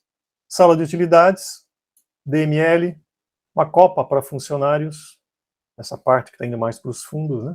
Tem um DTR aqui, uma guarda temporária de resíduos, né? Ou seja, os resíduos foi tirado dentro da sala de utilidades, que a legislação pede 6 metros quadrados no mínimo, né? Mas quando tem a guarda de resíduos, quando não tem é 4. Então nessa circulação eu tenho acesso de copa, uma copa aqui para os funcionários. Nessa parte dos fundos tem um depósito de materiais e equipamentos, e eu não entendi por que tem esses 2 sanitários aqui atrás, né? E o acesso para o hospital através dessa circulação, depois tem outra bateria de elevadores, né? No canto, não aparece aqui no projeto. Mas assim, gente, essa aqui é uma outra opção, né, de clínica para vocês verem um outro fluxo, né, de como é que pode ser. É uma clínica um pouquinho maior, né, daquela primeira que eu mostrei para vocês, e a anterior ela estava inserida dentro, né, de um centro de imagens. Essa aqui ela está totalmente isolada, né, ela está no hospital, mas ela está totalmente, né, com o seu espaço delimitado. Ela não está inserida dentro de uma outra unidade, né, não é só uma salinha isolada, digamos assim, né. Essa aqui ela tem, é uma unidade funcional mesmo, né, bem configurada. Tá? Então eu achei interessante esse projeto, e por isso que eu entendi ser válido também mostrar para vocês. Bem, pessoal, então é isso. Se vocês têm alguma coisa a complementar, a questionar, né? A gente já trocou uma ideia anteriormente. Eu espero ter, né, dado uma visão geral para vocês da unidade de endoscopia, né, que é o objetivo dessas aulas, sabe, gente? Não é se aprofundar muito, né? É passar um conceito, dar uma passada geral no conceito, mostrar alguns projetos para vocês já terem esse primeiro entendimento, né? E em etapas posteriores aí, assim a gente vai começar a trabalhar, para quem está no treinamento, né, a desenvolver os projetos em si. Mas vocês já conseguiram ver que, né, conseguem ver que é aquilo ali, né? Vocês já tendo referências de projetos e tendo uma ideia ali da legislação, nossa, vocês já conseguem projetar e dar o arranque, ainda tem, né, todo o auxílio, né, do nosso grupo. Então esse que é o objetivo, tá? É passar uma ideia geral para vocês. Até porque, né, já estamos aqui há quase 2 horas, né, passando apenas uma ideia geral. Imagina se a gente começar a entrar mesmo, né, um pouco mais de detalhes, conhecer um pouquinho mais o procedimento. Porque, gente, assim, ó, que eu costumo fazer essa introdução falando um pouquinho dos exames, né, e dos procedimentos. Por quê? Para vocês terem essa noção que a gente precisa conhecer os procedimentos que serão realizados dentro dos espaços que a gente vai projetar, né? Assim, eu não sou médico, não sou enfermeiro, né? Posso ter me equivocado em alguma nomenclatura, alguma coisa que eu falei lá no começo, mas é para vocês entenderem que é importante que a gente tenha esse entendimento, que isso acaba, né, deixando, fazendo com que a gente tenha uma visualização maior de como que será esse processo. Isso vai facilitar depois a parte projetual e para você também conversar com as equipes assistenciais, se você ter o entendimento de como que o procedimento é realizado, né, você acaba conversando na mesma linguagem da equipe, né? Enfim, né, vocês que projetam, né, que estão no dia a dia ali projetando, vocês sabem como é importante conversar na mesma linguagem que a equipe, né? E eles vendo que você conhece, né, isso é bacana, porque acaba tendo uma interação, né, vocês acabam estreitando, né, esse conhecimento, e isso vai facilitar com certeza a parte projetual de vocês. Então, qualquer unidade, é importante que vocês tenham entendimento de como que ela funciona. E assim que eu venho fazendo nas aulas, trazendo um pouquinho dessa base. Eu fiquei com uma dúvida. No primeiro projeto, tem uma única sala de endoscopia. Aí, você falou da sala de utilidade e do ambiente do depósito de material e equipamento. Eles são obrigatórios? É que assim, Lívia, a RDC 50 ela diz o seguinte, ó, é que para a unidade de endoscopia, a gente tem que usar os ambientes de apoio da imagenologia. O que acontece? A endoscopia está dentro da imagenologia na RDC 50, ela é um pedacinho dali. E na RDC 50 não fala em ambientes de apoio da endoscopia. Então a gente tem que pegar da imagenologia, que é a unidade geral, né? E na imagenologia fala em sala de utilidades, fala em DML, fala em depósito de materiais, né? Então isso a gente tem que colocar na unidade de endoscopia também. A vigilância, assim, a menos que no seu estado ela possa não exigir, mas você viu que em todos esses projetos que eu mostrei para você, tem sala de utilidades, tem DML, tá? E tem também o depósito de materiais e equipamentos. Tá? Então, porque está na RDC 50, tá? Que os ambientes de apoio da endoscopia é o mesmo da imagenologia. Aí você tem que utilizar o que está lá, é mais por esse motivo. Agora, talvez algum analista na sua, né, no seu estado, no seu município, entenda que não precisa ter um depósito de materiais, sabe? Então é uma questão de interpretação deles.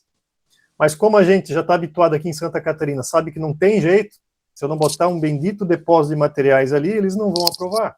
Se vai ter 100% de utilidade, não sei, né? Daqui a pouco a clínica vai utilizar, né, esse depósito como um pequeno almoxarifado dela, enfim, mas tem que ter esse ambiente. Tá? Foi por esse motivo que você viu esses ambientes ali no projeto. Outra dúvida é sobre os sanitários. Pode ser unissex nesse caso, né?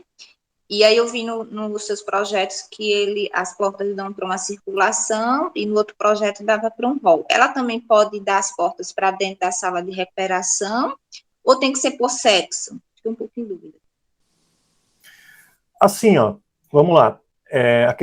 Primeiro a questão das portas de abrir para fora, né? Isso que você está comentando, né? Para circulação, né? Sim, para fora, mas eu pergunto, ela pode abrir para fora dentro da sala de recuperação ou ela tem que abrir para fora para uma circulação ou para um hall? Olha, eu nunca projetei a endoscopia com um sanitário abrindo para dentro da sala de recuperação, né? Sempre ou para um hall ou para a circulação principal ali da unidade, tá?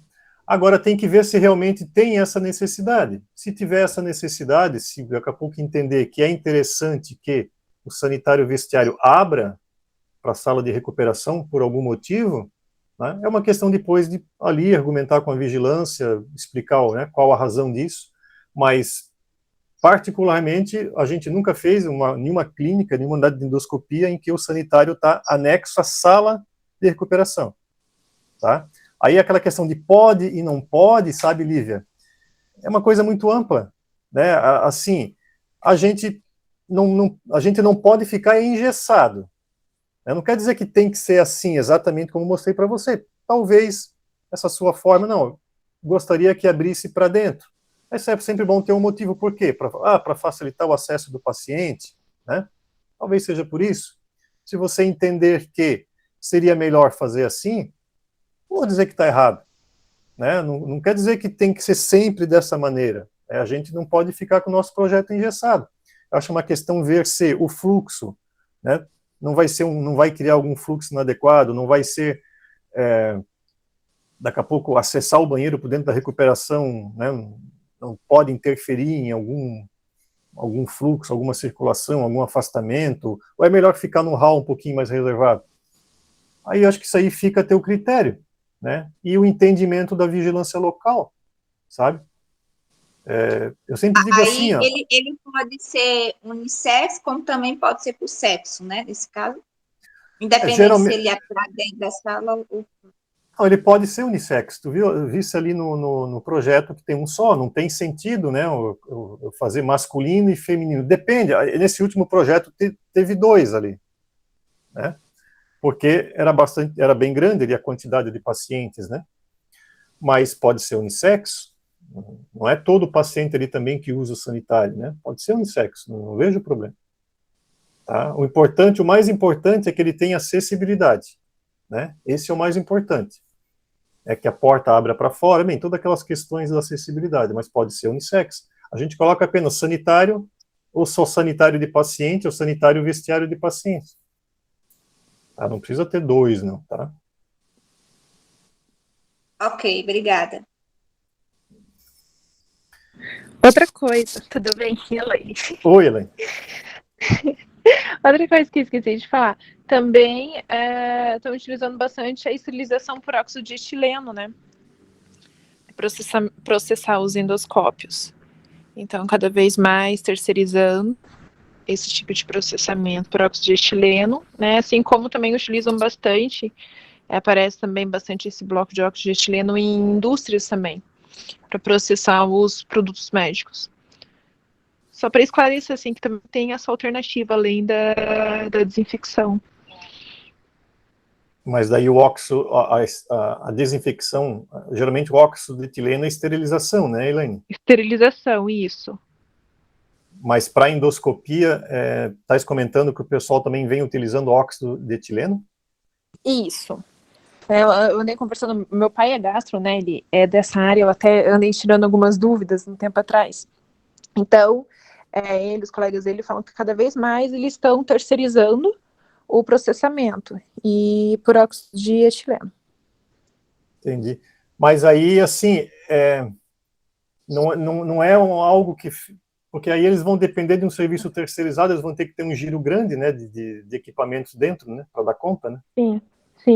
Tanto que tem uma clínica, eles têm uma clínica especializada que é 100% todos os materiais, todos os endoscópios. Entendi. Porque o óxido de...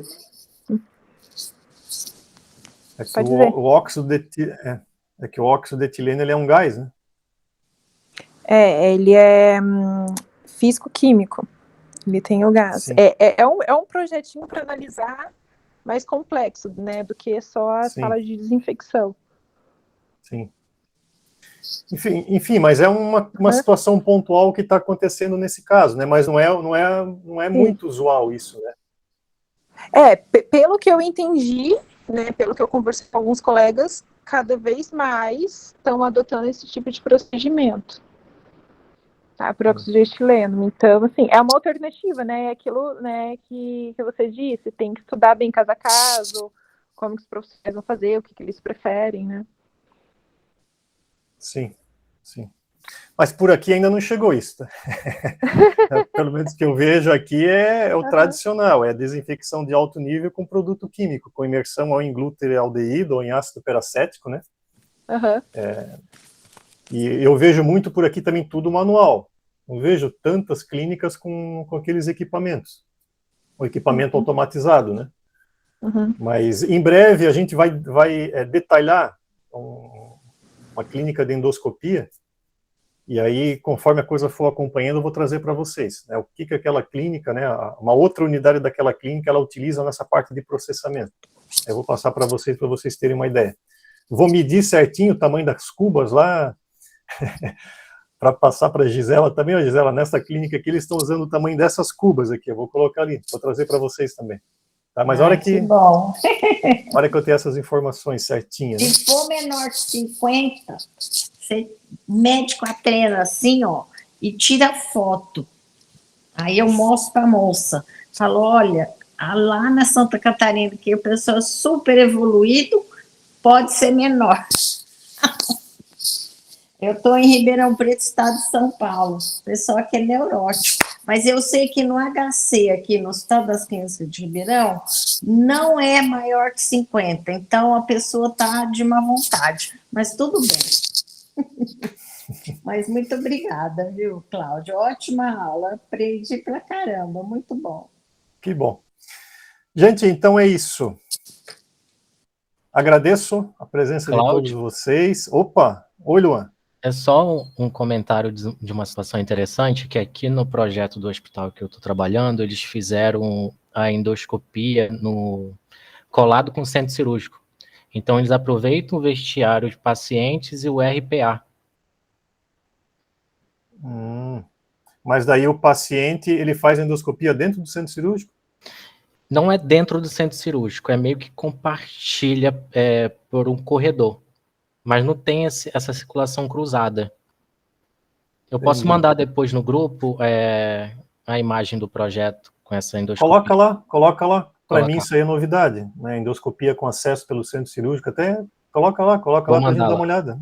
Talvez seja um outro fluxo aí que dê, um outro fluxo que seja interessante, que dê para fazer. A princípio, centro cirúrgico é uma área de acesso restrito, uma área crítica, né? Endoscopia não é. Como é que eles fizeram essa relação entre esses ambientes? O paciente do centro cirúrgico se paramenta, né, de certa forma, com vestiário de barreira, na endoscopia não. Mas coloca para nós lá, Luan. Coloca lá, acho que vai ser interessante. Vou enviar lá, pode deixar. Só um detalhe que eu me lembrei de uma solicitação. Eles pediram para fazer uma sala de espera separadinha com um sanitário para os pacientes da colono que faziam um preparo em casa, sabe? Eu achei interessante também. Que daí é uma particularidade desse serviço, né? Isso, aham. O pessoal da colono faz sim. A colono tem que fazer o preparo em casa, né? Tem que chegar, digamos, limpinho, né? E então eles acabam segregando, né, internamente, né? Mas aí é uma particularidade. Isso a gente acaba tendo, né, em todo o serviço, né? Sempre tem a particularidade do serviço. Mas o importante é que o conceito principal é o mesmo, né? O conceito segue aquele ali e a gente vai adaptando, a gente vai adequando, né, gente? É aquilo que eu sempre comento. Não tem a receita de bolo, tem que ser assim. Eu mostrei esses projetos para vocês, não quer dizer que vocês têm que fazer exatamente como está ali. Isso serve apenas como referência, como um balizador, como algum parâmetro. Aí vocês pegam um pouquinho de um, pegam um pouquinho do outro, vê o que está na legislação. Aí vocês vão criando o conceito de vocês, não indo muito contra o que está na legislação. A legislação vai te dar os parâmetros e você vai seguindo o que está ali. O importante é que vocês tenham entendimento do fluxo, né, e os parâmetros gerais. Acho que a gente tem que trabalhar sempre dessa forma, né? Nunca trabalhar engessado, né? Eu nunca vou chegar para vocês e vou falar assim, gente, exatamente tem que fazer assim. Você quer fazer uma endoscopia, é assim, ponto final, não pode fazer diferente. Não dá para engessar. Acho que vocês têm que ter um entendimento, né, do processo, conhecer o que diz a legislação, né, ter algumas referências de outro projeto, que é sempre bom, né? Arquiteto, engenheiro gosta, né, tem que ver desenho ali e tal. E aí vocês montam a ideia de vocês com todos esses subsídios. Ok, não tem erro. Tá? Conversando também com o serviço, com o estabelecimento. Gente, não tem erro. Tá? Não tem erro. Vocês, com certeza, vão ser bem assertivos. Ok, gente? Então, uma boa noite a todos vocês, né? Bom resto de semana. E continuamos aí a nossa conversa no grupo, a nossa troca de informações. Boa noite a todos. Tá bom, boa noite. Um bom resto de semana. Boa noite, muito obrigada.